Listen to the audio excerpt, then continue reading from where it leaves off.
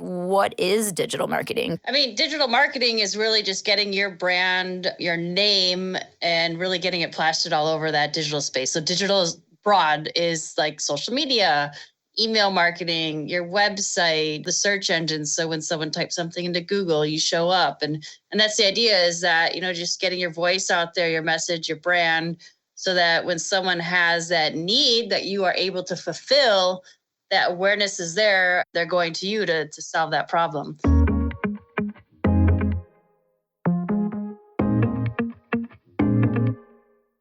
Hey y'all, I'm Kimberly Warner, mama of two, lover of shoes, and serial entrepreneur. I've dedicated my life to helping women succeed in business by just being themselves. But the path isn't always easy.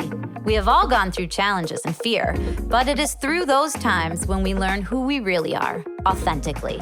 This podcast is for anyone who has experienced fear or is looking for the inspiration to do more, be more, or like me, rise from the ashes and be better than before. Here we go. Welcome back to another episode of Fearlessly Authentique. I'm your host, Kimberly Warner. Today, I will not disappoint. I have brought you another badass girl boss, and her name is Lori Highby. Lori is a 20-year veteran of marketing, branding, and entrepreneurship, and the founder of the Milwaukee-based digital agency Keystone Click. Lori knows firsthand what it is like to be overwhelmed by options in the marketing world. And as a young marketer, she found that when it came to digital marketing, she had to connect the dots herself on the job. This learning journey gave her a lifelong passion for helping others sort through their own bewildering array of digital promotion options and to find out what one works best for them. And I can definitely relate to this because I don't know anything about the digital world, period. That's why I have all these lovely boys that do all the hard stuff for me. Welcome to the show, Lori. I'm excited to be here and love that you are going to learn from me, hopefully, something in the digital space. I think this is going to be amazing. Totally. So I was just asking her, how old are you? You look so young because we're on like a Skype situation right now. And I swear you look like you're 22. So you got awesome. a cute little dimple. I mean, you're just $1.50. But also a very smart $1.50, which I love a smart businesswoman. So tell me a little bit about yourself and your background and like, how did you even get into or interested in digital marketing? And maybe start with what is digital marketing? Because I mean, a lot of people know the two words separately, but they might not know together what that means exactly. So tell us about it. Sure, yeah. I mean, digital marketing is really just getting your brand, your name, and really getting it plastered all over that digital space. So digital is broad, is like social media, email marketing, your website, the search engines. So when someone types something into Google, you show up. And that's the idea, is that, just getting your voice out there, your message, your brand, so that when someone has that need that you are able to fulfill, that awareness is there, they're going to you to solve that problem. I love that you said social media because I hate social media. I'm super bad at it. I'm a little older than you, quite a bit older than you, but I have to have all my young people do all the posting. I'm always, how do you make this Insta thing work? And I don't even know what the purpose of Twitter is still. People laugh and I'll be like, oh, I call it, what did I call it that time, Eddie? Tweeter or something? Yeah, I call it Tweeter. And then someone was like laughing. I'm like, what? I don't really. And then it's like, I am so dumb when it comes to that. But, you started your business. And one of the things that was bugging you is that when people were sharing your name around, they were just sharing your name. You need to go to Lori because she can help you with all your marketing needs. And you were like, I don't want you to share my name. I want you to share the name of my business. So Is that what Keystone Click specializes in? Basically, any business, small, medium, large, you're able to brand them in the digital world? Yeah, that's exactly what we do. So we help our clients build brand awareness and generate leads online. And we do that by first conducting research and then taking all those data points that we've collected to build a strategy that's really helping them achieve their goals. So brand awareness, lead gen, those are like the main components that we do. We've got clients across the country, coast to coast. We do like working heavily in the B2B industrial manufacturing space. We have a good bucket of customers and clients in the education space, and we are now pursuing professional sports as well. I read a lot about your business and what your points of difference are and the things that you have to offer. And definitely you have what I guess I would consider an empathetic team of good listeners. So when you start out with a new client and you're doing your research, is it just an interview at first? How do you dive in? If I was going to come to you and I'm like, oh, here is my store, Authentique, downtown Kenosha, what kind of research would you do to figure out how far we've come in terms of branding and where, we have opportunities? Yeah, that's a great question. So whenever we kick off, we start with first a discovery meeting. And we have a number of questions that we ask to just kind of really go deep into who you are, your brand, how you're perceived, how you actually want to be perceived, who your ideal customer is. And then we actually conduct customer interviews because you've got one mindset thinking like this is why they come to us, but it's actually really good to hear direct from that customer. Why are they going to you? How do they find you? Why do they keep coming back to you? That's brilliant. I have to make a note of that because that is brilliant. And then we go deep into your competition. And we want to look at like, what is your competition posting on social media? What blogs are they writing? If they've got newsletters, we sign up for the newsletters to see, what kind of messaging are they putting out there and really try to figure out what are people engaging with and what are they not engaging with? And based on our research, we'll identify the holes, which would quickly become your opportunities and say, this is what your people want. This is who's influencing their buying decision, the podcasts they're listening to, the newsletters they're signed up to, the social media pages they're following. And your competition isn't really maximizing these opportunities. Therefore, you got to jump in. And this is how you're going to own that space. What's the message? Where to place it? Yeah. It seems really basic and sort of duh, but it's such an aha moment for me that you said that, because sometimes we wonder we'll post something or whatever and it'll get a ton of engagement and then we'll do something else and it doesn't and we're kind of like, huh? Like Scooby-Doo, like what? And so that's so interesting because you're looking at it from different perspectives. Yep. And now you normally work, as you were saying, more corporate businesses, or you're talking like bigger box situations, but do you ever take on small businesses like Authentique, my small business downtown? Yeah, absolutely. And we've got a division of Keystone Click called Bamboo Reach that caters to kind of the solopreneurs, micro business owners, small shops that we take the same recipe or formula that we do on the larger scale and just kind of it's finessed so that it's more attractive and palatable from a price point for smaller shops. Sure. And then is there a certain employee that's then assigned to that, like has expertise in the small business industry? Yep. We've got a team member that just dominates in that space. That is so awesome. So, all right. So how long has your business been in action here? You started Keystone Click when? I started in 2008. Which is a crazy time to start a business. Yeah, it was back then, right? And so how did it even happen? You just were like, this is my passion and I want to start my own business and have an office in the house? Or, did you work corporate or work in the outside world? I say that outside world because I have never, I have worked in the outside world, but usually I've worked for myself.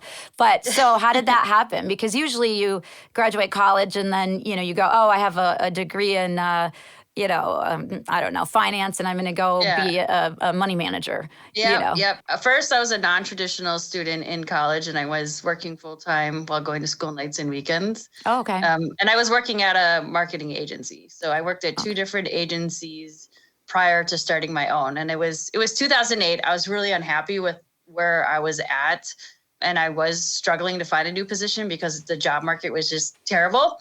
And I always had it on my bucket list to have my own company. And my family's very entrepreneurial and it was just something I wanted to do. So I just said, screw it. I'm going to stop working for someone and start doing it on my own. And boy, were there a lot of lessons there. Right? All right. Now, I kind of opposite of that, did the traditional college graduate school, living in Chicago with my sister and having fun. Then I got married and I was in a totally different world. I was in cosmetics and retail management and business management and corporate training on the cosmetic side. So, but then I had my babies and I stayed home for, 8 years until they were school aged. And then I went to the job market and I was like, I'm not going back to work for anyone else. And so it's interesting how we all decide guide to us as female entrepreneurs, like take on the opening of your own company. So when you did it and you said, whew, a lot of lessons to learn, what's one of the things that was the biggest aha of starting your own business that, because I know what I would say, but that you wish that maybe you would have done differently or just was just mind-blowing to you? Oh, there's lots of them. I don't know what the specific biggest one, but I'd say if anything, I would have found a mentor early on, that could actually really be a resource instead of just trying to do everything on my own, getting someone that's already 5-10 years ahead of me, that's walked in my shoes already, and to help me to not make all of the lessons, or I call them lessons, mistakes. Smart. I like that. I learned these things, but the lessons learned the hard way. I think that's really important to have someone. You shouldn't do it alone. You don't have to do it alone, and to just get out of that mindset. It took me a long time to figure that out. It's better to find someone who's an expert in the different areas of their expertise so that my expertise can shine, as opposed to me trying to do everything and be everything for everybody. Right. And I love that answer. And I've talked with a lot of people that are mentors or are super successful, and they always say that they had some sort of mentor. And then one of my biggest sayings, and I've always followed the rule of hire people that are better than you at the things that you cannot do. Hence me in the social media and the posting and the whole situation, which is why I have Eddie. And, Steve has a whole, everybody has their role. I'm definitely not organized, which is why I have Tessa. And so people who listen to my podcast on a regular basis know all of these lovely people, but it really is important to have a family around you. I call them my family, but a team that supports your vision and also is committed and wants to help you grow that vision. Because sometimes, just like you said, you were working in the world, you were working for somebody else, and you were like, I want to get out, I'm unhappy, I want to get out of it. And so what I always ask, business entrepreneurs that have a staff, because I know my biggest heart swell, it makes me so happy, is when I can tell that my team is as invested in my businesses and growing my businesses as I am, then I know I have struck gold. I have found the best team possible, and they're irreplaceable. Do you search for that? Do you know what I'm talking about, that moment? 100%. Because we were the ones that were like, I'm not ever going to work for someone else. Now we have people working for us. Yep. And it's like, why would they want to follow in our footsteps? Why would they want to be as invested and care about our business the way that we do? And what do you think the answer to that question is? I mean, I have different viewpoints, but what do you think you do really well that inspires your team to keep them coming to work every day? I put a lot of emphasis on our culture, and with COVID and having remote, functions was really, I guess, challenged it. But at the same time, I think it made it better. There's things that we implemented into our routines now that because of COVID that are now just going to be the way, this is the way we always do it. But I put a lot of time and energy first into finding team members that will kind of get along with everyone. So, it's not just me that's interviewing that new team member. The team is part of that process. And we look at first, are you going to fit culturally? And then second, can you do the work that we're hiring you to do? So it's extremely important that there's a cultural fit. And second, my team is part of the decision making. Yes, I'm leading the vision, big picture, this is what we're doing. But every quarter we get together and talk about what is the goal for the business for this quarter, and what are you going to do specifically to help us achieve that goal. And we break it up. We practice our own version of the EOS system, which is the entrepreneurial operating system. And so everyone on my team has a rock that they committed to completing in order to help us achieve our goals. And because they're a part of that, they made that decision, and we're all holding each other accountable to getting those things done. There's just a sense of family, like you said. And I think that's so powerful. And I don't want people to sit back and not say what's on their mind. And we all respect each other for being able to speak up. And if there's an issue, it's addressed, as opposed to letting it just kind of boil up inside.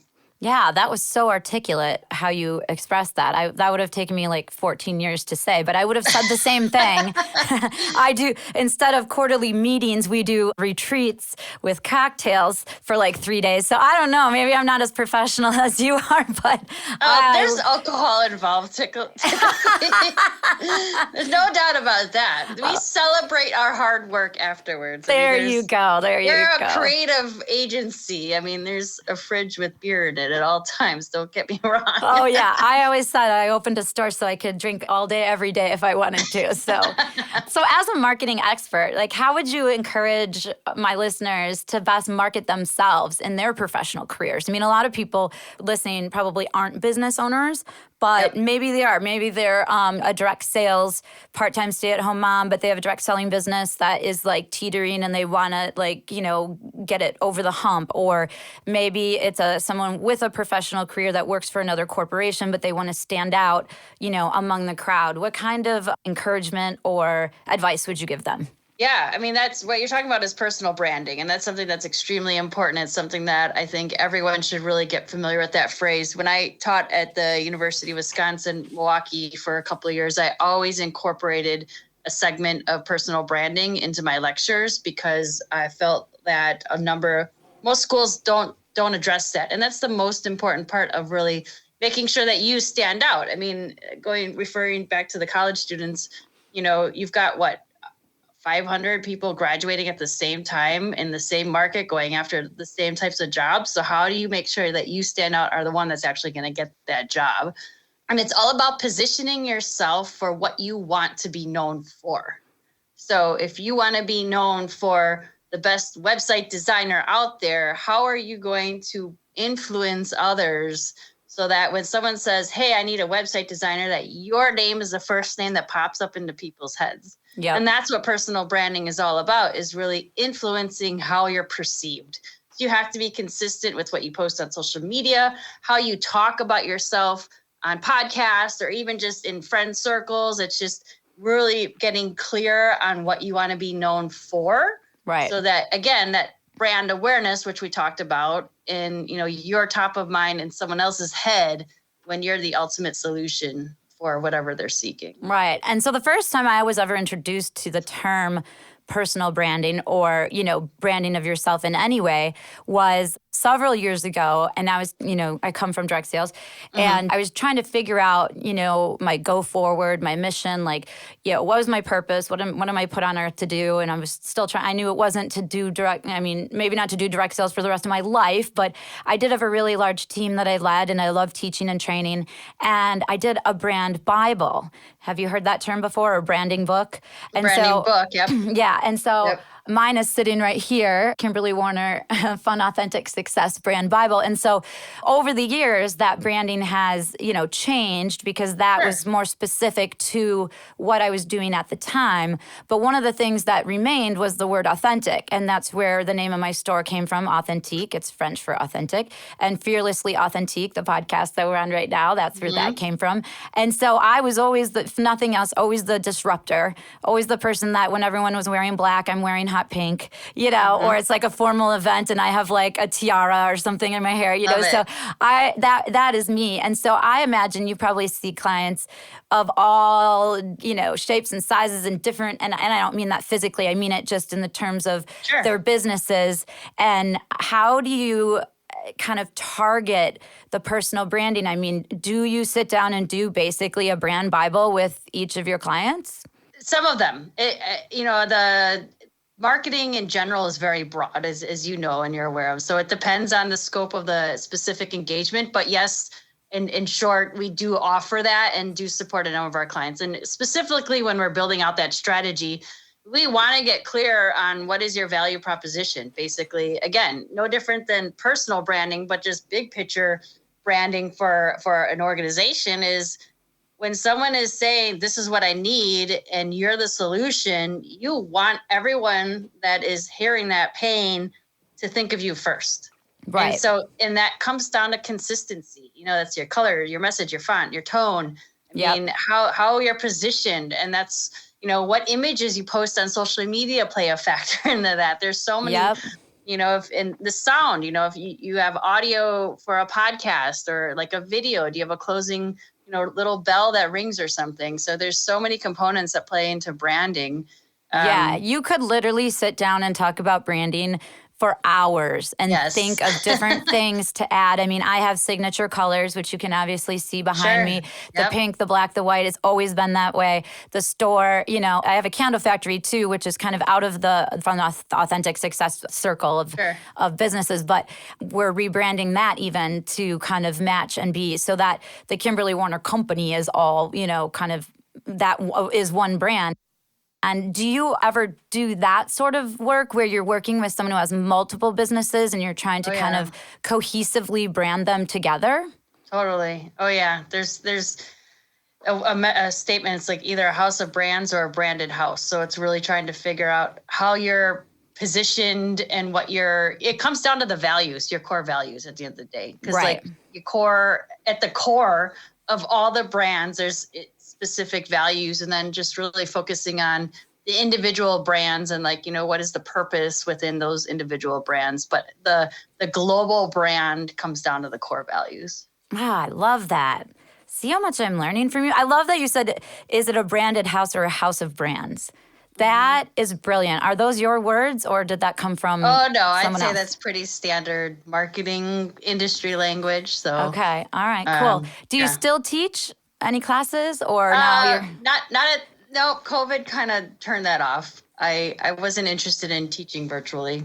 Okay. Yeah, I know. It's hard, right? It's hard to connect. Like when we were trying to set up our podcast the other day and I couldn't see you, like your audio was working, but your camera wasn't. Mm-hmm. I was like, it's so hard for me to have a conversation because I'm much like you. I'm all about building relationships. And I know that you talk about that, the importance of relationships. And it's a major focus of what you do every day, but it's also a major focus of your podcast that you also have. Yep. So tell me about what led you to starting your podcast. And it's called Social Capital. So where did the name come from and what is it all about? Yeah, so it's social capital is networking. It's relationships in the business space. And really I wanted a podcast that was speaking to a broad audience, and that was intentional just because I'm all about advocating for others in the business space, especially entrepreneurs, and just really finding a way to connect with them and have a conversation about networking. And same thing as I mentioned, going back to teaching at the school, this is another area that I feel like schools do a terrible job is really, especially in the School of Business, is emphasizing the importance of building relationships. It's all about yes. the nuts and bolts of this is how you do marketing or this is how you do accounting. And it's like, at the end of the day, regardless of what industry you're in, yes, you got to have a relationship and know how to do that the right way. Don't just throw business cards at me. Seriously. Let's build some rapport. Let's get to know each other. Let's find some common ground. I am so passionate about what you're saying right now. I could not agree more. Fearlessly Authentique is sponsored by Repourd Candle Factory in Kenosha, Wisconsin. Female-owned, small batch, 100% soy wax. Follow them or find them at repourd.com. All right, so tell us more about what started you to even want to do a podcast. Yeah, well, as a business owner, I needed some way to have my thought leadership out there. And I tried video, blogging, and, those are fun to do, but I was not doing it consistently. And then I was interviewed on one of my colleagues' podcasts, and I had the whole imposter syndrome thing happening when he's like, you should be on my show. And I'm like, oh my God, I don't want to do it. He kept saying, just do it. And I did it. I'm like, oh my God, this is so fun. I'm going to start my own. So, and I figured, I wanted it on networking because that's something that really, my whole business was built heavily on networking. I'd say, probably 60, 70% of my clientele has been a referral of some sort, Right. Which is awesome. And that's standard, I'd say, in the business space. I'm a huge advocate for networking. And so just, finding the words, the messaging, the language, and that's where the name Social Capital came from, because it's all about relationships. So I've interviewed over 300 professionals globally on this topic. Holy cow. So you definitely are the expert. You can talk about it so freely and so easily. And that's how you really know a true professional, I think, in their industry, when you can ask them any question and they literally can articulate it and it makes sense to you. And you're like, oh, okay, now I get why you do what you do. So, it's so amazing. But what do you think, what's your favorite part of what you do, at Keystone Click? Like my favorite part is always like mentoring, my employees and teaching them new managerial skills, and then talking with, of course, my customers and building relationships outside to get, corporate sales and things like that. But that's more of a sales mentality. Do you have a favorite part of what you do? I love all of those. I love empowering my team. And so one of our core values, personally, is education. And I move that into the business. And that's where I love teaching my team to really help them elevate to where they are professionally. I love teaching the community. So, we're constantly sharing knowledge through our blog, newsletter, podcast, webinars, all these things. I love doing speaking engagements, to just be an advocate for those that are getting started or they don't know what's going on. And I'm a big believer in, there's no secret recipe really. It's just here's how you do it. And if you want to do it yourself, good luck. If you want us to do it, let's have a conversation. I love the strategy part. I love meeting new people, hearing what their pains are and saying, that's awesome. This is what you need to do, based on my 20 plus years of experience and all the data that we've collected. I've got the plan ready for you to go. I love that, because that also speaks to one of my passions, which is problem solving. Mm-hmm. I call myself an executor. So someone comes to me with a business problem or a sales problem or, anything, and I feel like part of my set of gifts is that I can execute and on the fly. I'm very seat of my pants. I'm not a planner at all. I don't plan any of my questions, for the podcast. And yet we've had such an amazing and educational 30-some minutes here that people are going to go, wow, these two women really know what they're doing. But that speaks to me also that you're good at problem solving and you want to help other people. So that's also your heart, you're giving of your heart because you want to help and you want to solve problems. And that is so rewarding, whether you're solving problems for other people's businesses or your staff or yourself. It is a rewarding experience to be able to take something that's like a big knot and unravel it, into the long string that it originally was. So, yep, totally. So it is hard, though, being a business owner and, being a woman in business just in general. You always feel like you're just working a little bit harder than everyone else. At least that's how I feel. And, I do multiple things, so I'm tired a lot. And there are a lot of days that I have no inspiration and I don't want to get up. And I'm like, I don't know how I'm going to be Kimberly Warner today. Do you ever feel like that? Do you ever have days where you're like, I don't think I can go into the office today? And if so, do you have anything that kind of brings you back or sparks your inspiration? Book you're reading, a podcast you listen to on a regular basis, besides Fearlessly Authentic, or something like that, a TED Talk, anything that kind of can spur that inspiration for you? Yeah, there's a couple of things that I do. I really try to make sure that I'm taking care of myself first, honestly. If I'm waking up and I'm just like, I don't want to do it today, but I know, and I'm sure you've seen this, my energy is emulated by my team. So I have to come in 110%. Otherwise, it's bringing the whole team down. So it's so important for me to take care of me. And I do that. I'll either do some meditations. I think that's important. I have an app that's called Grattitude where I'll just write a sentence or two. It triggers a question of a day. And that's been really helpful. On Clubhouse in the mornings, I like to listen to the Breakfast with Champions room. I think that there's a lot of really nice motivational messaging that comes from that group. Some big hitters that are I'm just learning what that is.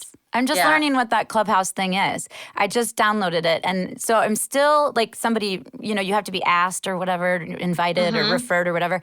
So I'm still sort of figuring that out. In a couple sentences, can you explain to me what that is? Can anybody open a room and just start talking about anything? Yep. And that's it? Is that how you would describe that app? It's like a live podcast, but anyone can be part of the conversation. There's no visual. It's just audio. So now this is totally just a question to you as a business to business, and this just came to me. But so would you see any value in going on Clubhouse and opening up a room that was your podcast, like if I had opened a room before our conversation, Sure. do you think that would impact our businesses if we did that? There's people that are doing that. And I've been on a couple episodes where I was being interviewed on someone's podcast and they were actually live streaming it to Clubhouse as well. So then if someone had questions on Clubhouse, then we could, and that was pulled into the podcast. So dang, I wish we would have done that, Lori, because we're really good today. Like, this is a good podcast. I'm like super jazzed. Sure. I'm actually jazzed because where you say your energy affects other people, I'm the opposite. So I'm a vessel. So when someone else is energetic and business forward and they're in front of me, I absorb that. And then I feel like I'm elevated to a whole new level. And we just had the most kick butt podcast. I wish I would have thought of this sooner, but do you do that with Social Capital? I do not. I'll briefly cover why. So first, Clubhouse is an amazing platform, but at the end of the day, I built a plan for myself and the business this year, and we're sticking to that plan. You can't spread yourself too thin. You can't be everywhere to everyone. So, we focus on LinkedIn is our top channel. I mean, it's understanding where your audience is. And I'm sure there's audience members for me on Clubhouse. I have no doubt about that. If I'm going to go in, I'm going to go all in. And I don't have the capacity to do that right now. That makes sense, though. And I can see the connection between what you do in LinkedIn and why that makes more sense. Sure. Yep. Maybe for me, though, as, a multi-small business owner and the podcast about empowering women, it might make sense. Totally. Yeah, be right? A great channel. Totally. Yeah. Well, I have learned so much from you. I feel super jazzed to go be the best businesswoman I can be right now and learn a little bit more about marketing and social media, even though I usually say I hate it. I'm going to try to be positive. Like when you said you don't say mistakes, you say lessons. So I'm going to learn to love social media or find some other positive word to describe that. But before we let you go, I always have to ask my last question for each and every girl boss that I talk to. And that is, if you were Oprah and you had a favorite thing show and you could give one thing away, whether it's $2 or $2 million, what would your favorite thing be? Right now, it's my Apple Watch. I love it. I love all the instant connectivity I have, and I'm paying a ton of attention to my fitness and my health and my diet, and it's just a great resource to just have right next to me at all times. That is so funny because I had mine for 4 days and then I sold it. Everyone's different, right? Oh my gosh, that's hilarious. Well, we will be putting connections to not only your favorite thing, the Apple Watch, but also the app, Grattitude, that you talked about. Mm-hmm. And you were focusing a lot about, earlier you were talking about self-care and how that's really important to you and anything you mentioned. But I want to make sure that we get your website out there. And if anyone's listening, small, medium, large business, and they're looking for some help in creating their brand and really strengthening what they do to do even better and to reach out, because right now we are still in sort of a virtual world. So what you do is brilliant and we all need you. What is your website? Where can they find you? What is the best way to get in contact with your business? Yeah, absolutely. Website is keystoneclick.com. And it's bambooreach.com is the solopreneur micro business owner website, offering all digital marketing, website design, development, social media, strategy, all those fun things. And as I mentioned, LinkedIn, I am fairly active on LinkedIn. I share a ton of marketing tips and resources on there. So reach out and connect with me. Mention that you heard me on this super awesome podcast. And don't be afraid to ask any questions. I love talking marketing and business. Man, I just had so much fun talking with you and I learned a ton. I don't know if you can see me taking notes, but I was taking notes. Thank you so much, Lori Highby. Again, y'all, get onto KeystoneClick.com, especially if you're looking for some marketing help in the big business world. But if you're smaller like me, BambooReach.com. It seems like they just have so much to offer. We'll have all of the links connected to the podcast where you guys can find them. But thank you again for your time today. We really appreciate it. I feel like I just took a college course. It was great. I love it. Thanks so much for having me. This is great. Thank you for listening to Fearlessly Authentic. My mom hopes this episode empowered you to be fearless. Please remember to subscribe wherever you get your podcast. Share, rate, and comment because my mom wants to hear all of your feedback.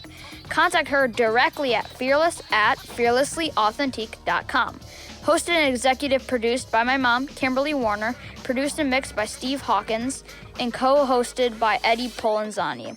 Connect with us on social media via fearlesslyauthentic.com. Copyright Fearlessly Authentic 2020.